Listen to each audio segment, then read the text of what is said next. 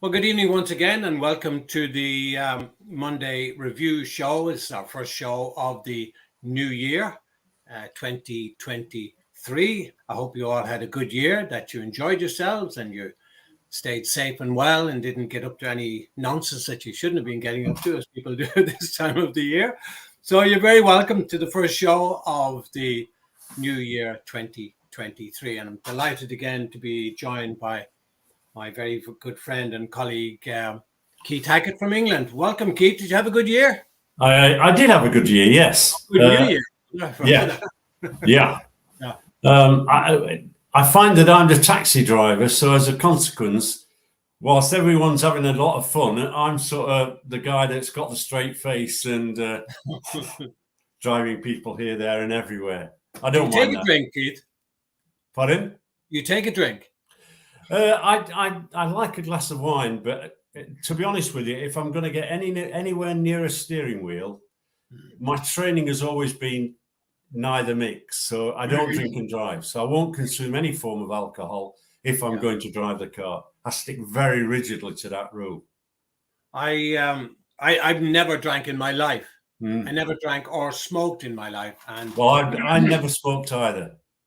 And in the Catholic faith, we have a total abstinence association, yes, which means that from the time you get First Holy Communion about 7 and you get confirmed. I was confirmed at the age of 12. And at that age, then, I don't know if people are interested in our personal history, but at the age of 12, then you become a probationer.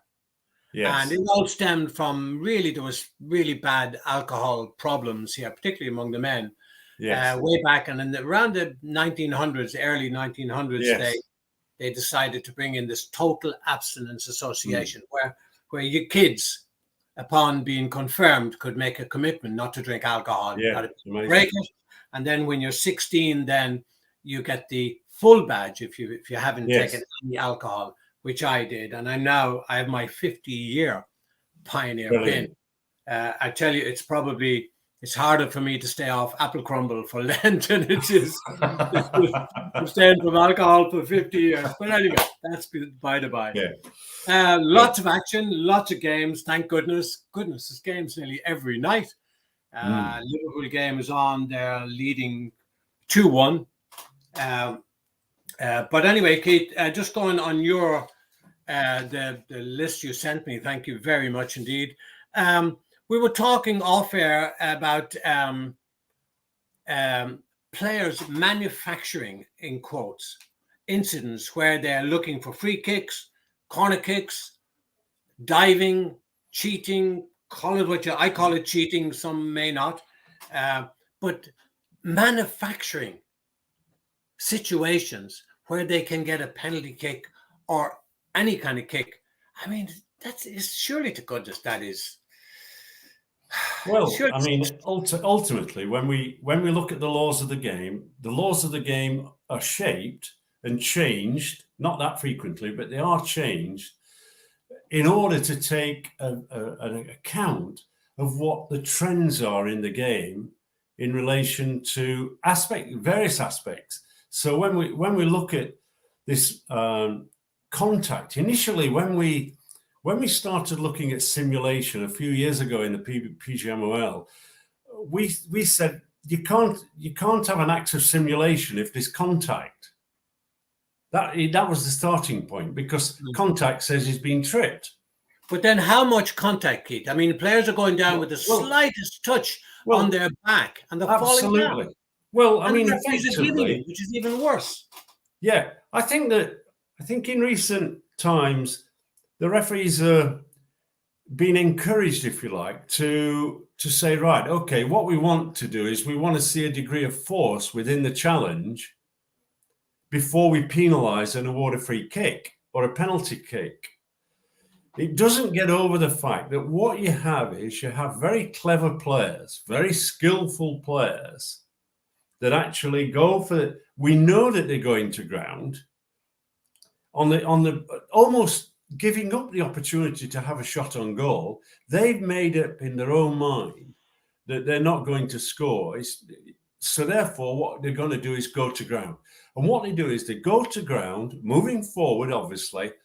And once they get elevation, they're looking for that leg or that foot to act as a hook on their opponent. Now, I'm explaining that in very basic terms because the players are much more subtle than that. Yeah. They are very clever now. And it does make, I think, life more difficult for referees in this day and age than in our age. You know, I think I don't like calling players dishonest, but I think the word cheating is there in the game. And there are players, you know, we have seen the big ones are when they feign that they've been hit. We see the others where they look as though they've been poleaxed with an elbow when there's been absolutely no contact. And where there is contact, even with the arm, they're going down on the ground and then waiting for the medic team to come in and get involved.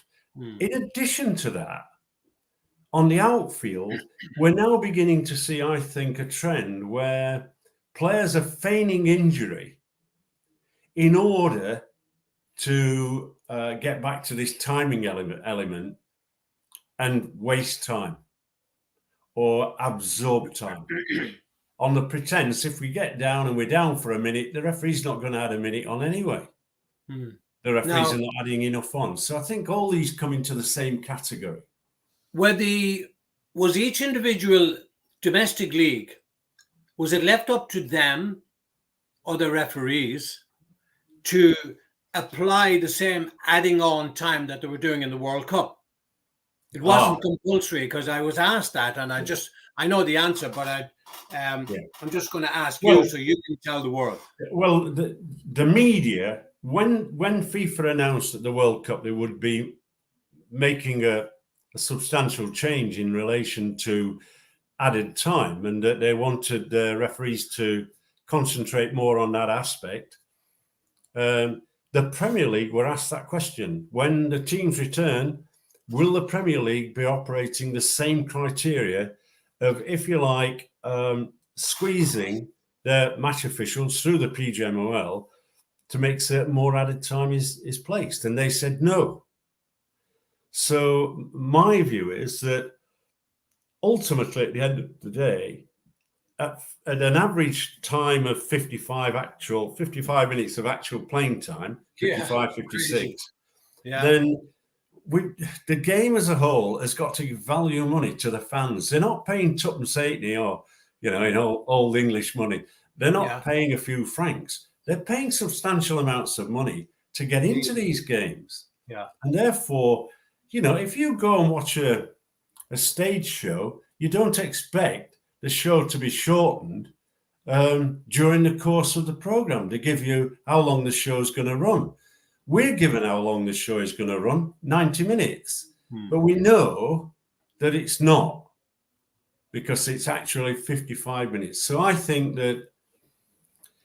I'm clear in the tactics of teams now that they see themselves as being inferior to the top level teams. They're going out. I mean, there's accusations, very strong accusations in the media over recent weeks about the sustained tactics of Aston Villa in delaying the game as a whole. Doing it, you know, often within the laws of the game. Time consuming. In our day, if the ball went out the right-hand side of the goal, you took the goal kick on the right-hand side. Now, I'm glad you brought that up. They wander around. And they start playing around. And what you've done is you've given them that opportunity. Corner kicks. When we in our day, the ball had to be in the quadrant. Now we're seeing it's not in the quadrant. And I think the modern game is saying, does it matter? Well, yes, it does. It does matter. 30 miles an hour is the speed limit. You go to 31, you're breaking the law. At 30, and some officers will penalise you at 31. Others will wait and say, right, okay, I'll give a warning at 31, and 32. That's when I'm going to have you. So I think it's down to the responsibility of the game. The referees need to talk to the managers, to the players, through the head of referees. Now it's Howard Webb. He's going to do a round robin tour of all the clubs. I think these are the things that need to be discussed. Look, we're going to tighten up on time wasting. Yeah.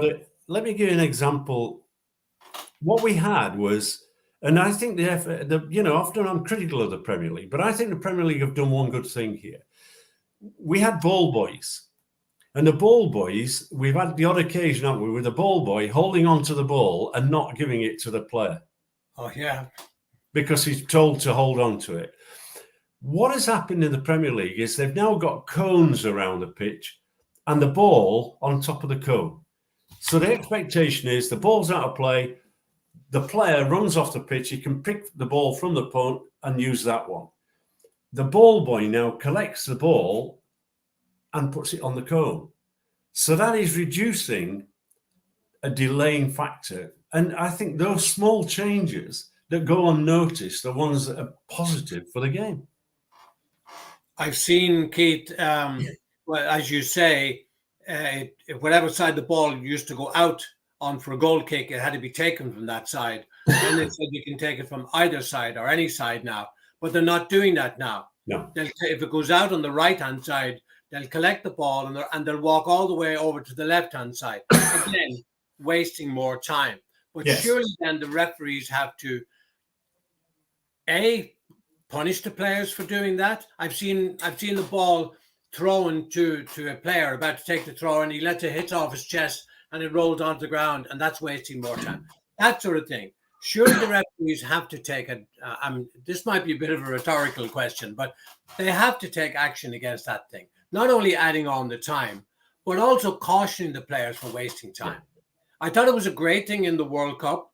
I know games went on for nearly 100 minutes at times, but and I'm not sure it hurried up things, but there is always, I think some teams scored a goal in the 96th minute or something like that. And that's good. But I watched a game in the Premier League and last week, I can't remember which game it was now, but what was it? I've lost my train of thought now. It's just a time wasting. What was it? I can't remember it now. Anyway, I've gotten it. But it's just a general time wasting that players are getting up to. And I'm wondering, are the coaches telling them to do that? They're surely not doing that off their own bat. Well, I think it's quite clear that if you are a team at the lower end of the league, in the same way that if you had a home and away leg game in a European tie, I used to see teams, the away team, all they came for was to play out time and not concede a goal. Yeah. So what we have in the English Premier League is we have teams who say, right, if you reduce the amount of actual playing time, you're reducing the opportunity of the opposition, who we consider to be stronger, to score a goal.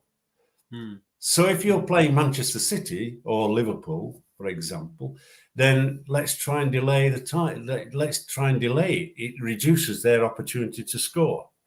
The problem I find is this, that we have laws that have been brought in to challenge the timing of games, and referees don't apply them. Yeah. When did you last see a 6-second law, which is still there, the goalkeeper penalised for holding the ball? No. When did we also see? Yeah.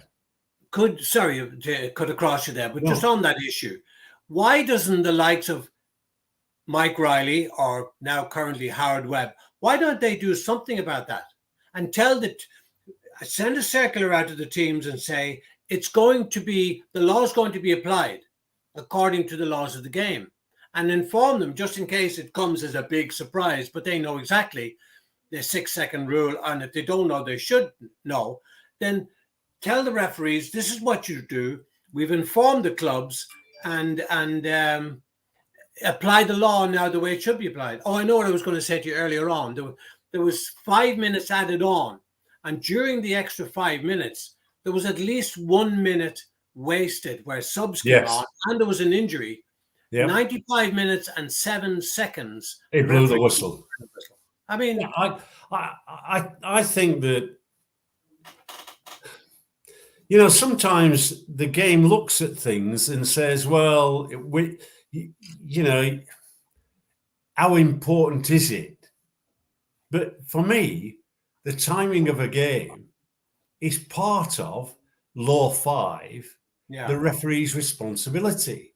Yeah. And therefore, if the referee is not carrying out his duty, and the way I used to do it, I used to say to referees, okay, if I wish you to focus on a certain area of aspect of refereeing, and they didn't carry that out, I would make it clear that they were aware that they were not getting an appointment the following week because they hadn't applied consistently.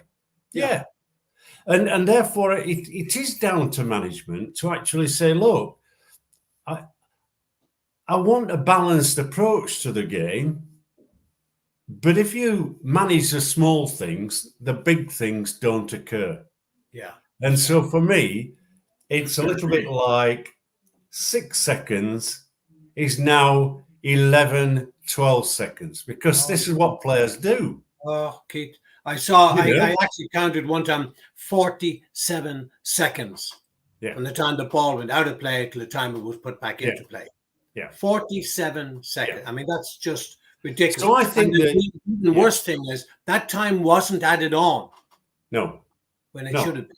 Well, I mean, ultimately, I'm quite clear, and I have been for a number of years now. I think, and we've touched on this subject before, I definitely think that they've got to introduce, one, a countdown clock in the stadium. And that means that when the ball's out of play, that clock stops. And when it restarts, it restarts. Keith, sorry to cut across you again. Is that not relieving the referee of a duty that he should be doing according to Law 5? Yeah. Is that not giving him another crutch to lean on? Well, I mean, if you can't apply the bloody laws, then get out of the game. Go play tennis or golf. Yeah, I mean, ultimately, at the end of the day, I'm saying that he's not activating the responsibility of carrying out the law, right? Therefore, the timing of games is so important now. I just want an independent timekeeper. Independent timekeeper, he stops and starts the clock. Let's have a look at the issue. FIFA and the IFAB look at the issue of the timing of football matches on the basis of, is it achieving what it set out to achieve years ago? Because, I mean, I look and you suddenly see 5 minutes and it's going to be 5 minutes. And, added time, stoppages in added time rarely are added on. And I just think they're guessing now. They're guessing the amount of time. And, so for me, it's not on the back boiler. It's on the front face of saying, you Premier League and you FIFA and the IFAB, you stipulate that it's 2 equal halves of 45 minutes. You stipulated to some degree that added time has to be added on that's lost in various aspects. It specifies it. Your referees are not doing it. It's as simple as that. And the fans are not getting value for money. Yeah, so true. Okay, you mentioned also that in the Wolves-Man United game, that Marcus Rashford had a goal disallowed for handball, where the ball struck his arm. Now, the impression people were getting was that only if the arm is extended from the body, thereby using this great phrase, making the body bigger, that was intentional handball. But if the arm was by the side and the ball hit the player on that arm, which was by his side, you're saying that's still a handball. Yes. And the reason it's handball is if we go to Law 12, handling the ball, it says very clearly that it is an offence if a player, let me just go to it, scores in the opponent's hand a goal directly from their hand and arm, even if accidental. Yeah. So that's why Rashford's goal was ruled out. It wasn't about his body shape being made bigger. It was an accidental handball, right, that you cannot score with your hand any longer, even if it's accidental. So where does that part of the law then that says the movement of the hand or arm towards the ball, not the ball towards the hand? Well, that again, well, this is where the whole aspect of handball law, what they've tried to do is to make it clearer, I think, to people playing the game and watching the game in terms of what is an offence, and made it more difficult for the referee and for players in particular. Because if you take the movement of the body in order to gain elevation, your hands and arms are invariably outstretched, not fully, but you're going for a lift. You're using your arms as part of gaining elevation. And therefore, the law is specific. It says now what part of the hand and arm is penalised, because if you remember, before they did the drawing, it just said the hand. Yeah. And I've given lectures to people in football, and they said, well, that's not the arm's not the hand. And I'm saying, well, it is in the laws. So in fairness to the IFAB, they clarified it with that particular drawing. and out of which then it had that knock-on effect in terms of offside law, because you had the shoulder now being in a situation where it can be forward of that second rearmost defender, and it's offside because you can now score a goal with the shoulder. So when we look at the Rashford incident, he struck his hand and arm in relation to that drawing that says the whole of the hand and the arm up to the level with the underside of the armpit, that red bit shown very clearly in that graph, there, that is where it offends. So if it strikes, as it did, Ashford's arm accidentally, and it then goes into goal, that's why that goal was correctly ruled out. Yeah. This new referee, is it John Brooks? Yes. I really felt so sorry for him because the players were crowded. I mean, they've been told not to crowd around the referee, still they're doing it. Yes. And it just brought me back to this time here. With Andy Durso a good few years ago. Roy Keane at the 4. Lap slam, Nicky Butt is there, and then out of picture, you also had David Beckham. Yes. And I'm nearly sure that was a penalty he gave against United. And they backed him nearly over to the corner flag. And I mean, I was shouting at the TV, stand your ground. Take out your cards. Now, I'm sure Roy Keane wasn't asking him to go for a drink afterwards. You can see by the venom in his face and vitriol that's coming out of his mouth. I mean, just ridiculous. Yeah. And there was another one after that, this one here, in a more recent game with, again, Manchester United, a pure coincidence. That's Craig Pawson. But again, in his face, literally stepping on his toes. Yeah. And they allow that to happen. And I think that shows a real sign of weakness when referees don't do something about that. And then because of that sign of weakness, literally, Keith, they're like a bunch of mad dogs. And the more you go away from the mad dog, the more he'll attack you.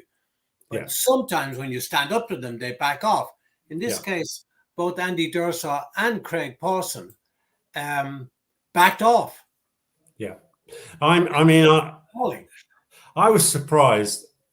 From the Durso incident, we learned quite a lot because, again, when I worked at the PGMOL, I worked with sports psychologists, and we looked at very closely at various aspects of body language. And what the referee needs to do is, the first thing is, if he's challenged physically, is to lean forward. And then to put a stop signal as he's leaning forward to say, stop, hold your ground there. And at that point, right, he then has the opportunity to caution, to show a yellow card in order to enforce his authority.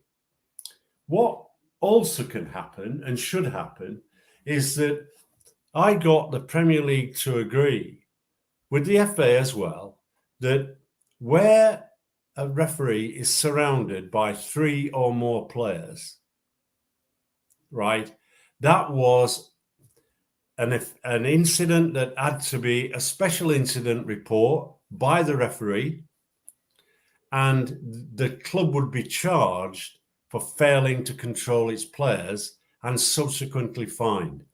And that particular agreement, I believe, is still in place. It just needs to be applied. Yeah.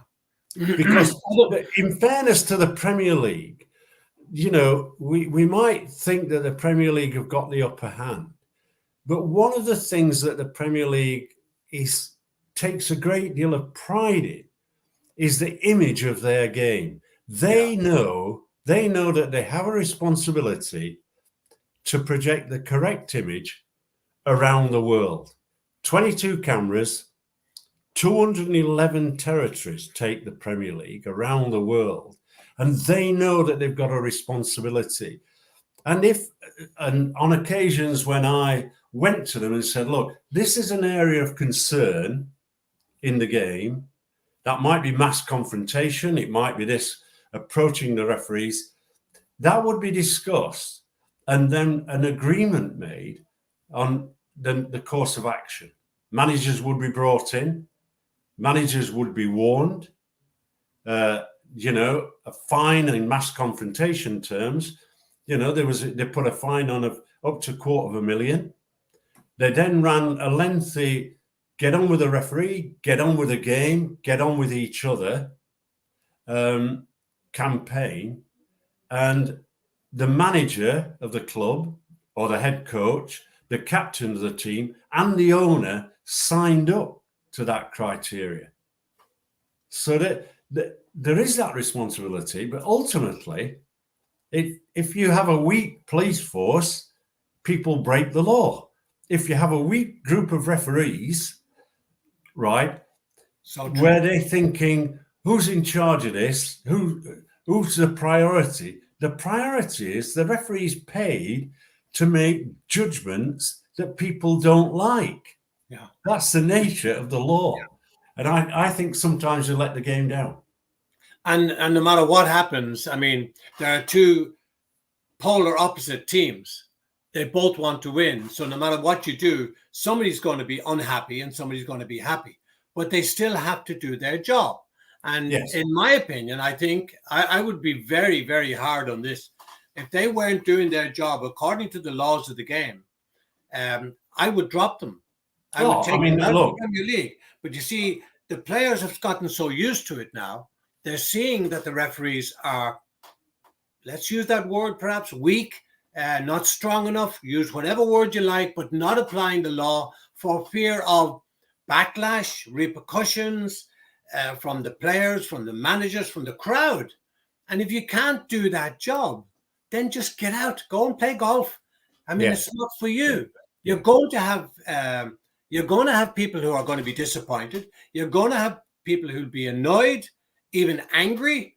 That's the way it goes. And they know, and this is the annoying part, Keith, as far as I'm concerned, they know that they have done wrong, and yet they try and justify their action. It's just appalling, Well, I think the very nature is that we're talking about a multi-million pound business in the Premier League.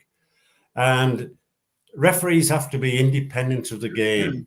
They are servants of the Football Association. They're servants of the IFAB, who are the lawmakers.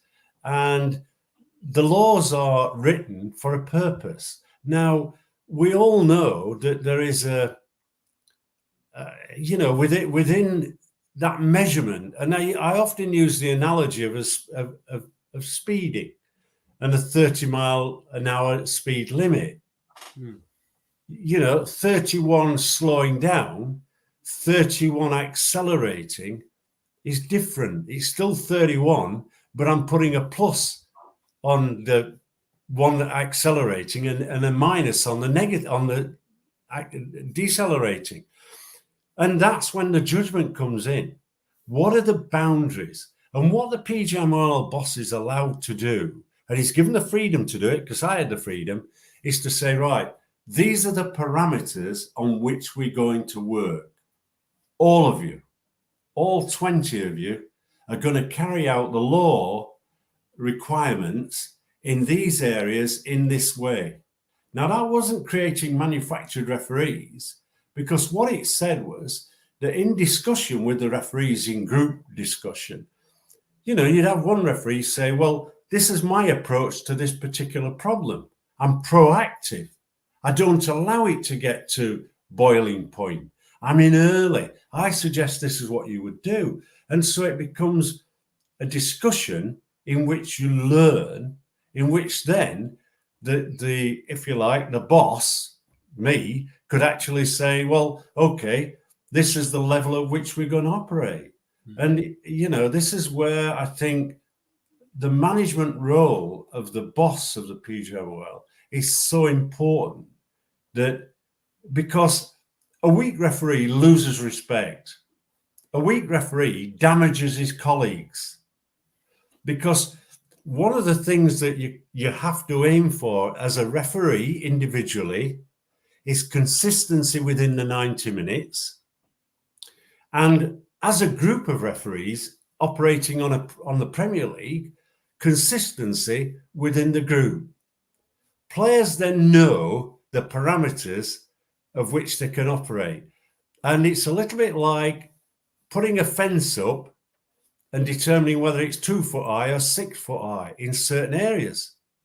And you're saying they're not going to jump over it, and you go through that period of debate, discussion, learning. You send your referees into the clubs to referee, if you like, behind the scenes games at junior level, academy level, because you want that whole system to evolve, not to suddenly be a chaotic approach saying, everybody's, what's happening here? Let's try and explain it in that sense. Just two other things I wanted to show you, Keith. And this whole thing about is the ball out of play or in play. I just picked this one up. It was, can't remember the team. It was Man United, yeah. And you see, doesn't quite give you a good show there, does it? Yeah, you see the ball there? Is it out of play? Anyway, it was given out of play, that one. And this one, shirt pulling, should this have been a penalty? This was Chelsea. There, look at the shirt being pulled.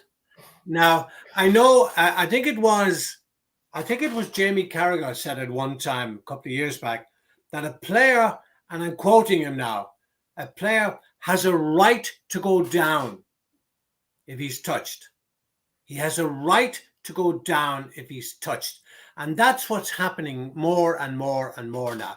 As soon as a player feels a hand on his back, they're going down as if they've been hit by a wrecking ball or a double-decker bus. My dear late grandmother, who was a very small woman, there's no way if she got bumped 10 times as hard as these guys that she'd fall out on the street in front of a bus. Yeah. So that's the part. Now, there is a part in the law that says you don't impede the defender if it doesn't impede the attacker from passing the ball to a teammate. But in this instance, he's going to have a shot at goal here. He's lining up, and he is actually pulled with the shirt. Now, to me, that is a penalty. Yeah, because he slowed his momentum. That's a penalty, and because it's football, and it's not rugby, and holding a player's shirt is an offence. And this is where I think we're getting this stretching of the law that complicates it for every referee in the world, because that is a holding offence, and holding is penalised with a direct free kick. So that's it's as simple as that. And if anybody then starts to argue that, well, it wasn't a big pull, was it? And he did go down. Why was that defender holding his shirt? And therefore, I think we've just got to get back to the basics of saying we are the lawmakers, and that is a penalty kick. And if anybody tries to defend it and say it's not, then they don't understand football, don't understand the laws of the game, and they're not applying the laws of the game as it's written. And that's my biggest problem. My biggest problem is that you're getting referees referring to what the pundits say on a Saturday night at grassroots level, and not the laws of the game as they're written. And I often say to referees, when did you last revisit the laws of the game? You know, and you go, well, have you got a book? No. And you go, well, the law, anybody can go to www.theifab.com and they can download the laws of the game. They can look at the questions and answers to gain scenarios. We're not clever dicks. We're reading the laws of the game week in, week out in order to justify what we're saying. And Law 12 is clear about holding offence. And if somebody's holding an opponent's shirt, that is holding. There's no level that needs to come in. But on the point, if you're grabbed like that, then can you not understand why managers are saying go down? Because that's a penalty. Yeah. And they are going down. What is interesting is when you look at all these incidents, I was brought up in an era when players, if they fell down at a football match, face first, were stretching out their arms. Look at the number of players that now go to ground backside first, falling backwards, as that player was doing, because that tug didn't actually lift his feet off the ground. Yeah. He just went, that's it, I'm going down. We're breaking up there, Keith. I don't know what's happening. We seem to be breaking up. Yeah. Look, great talking to you again. And thanks very much for coming back on the show, especially on a bank holiday weekend. So really do appreciate it. Pleasure. Thank all of you out there for watching as well. If you please keep your comments coming in, and I will endeavor to answer them all. But we'll be back again, hopefully with Keith. If you're available next Monday, please, Keith. Absolutely. So we'll be back again next Monday. Until then, have a very good week and good night and God bless. Thank you. Take care.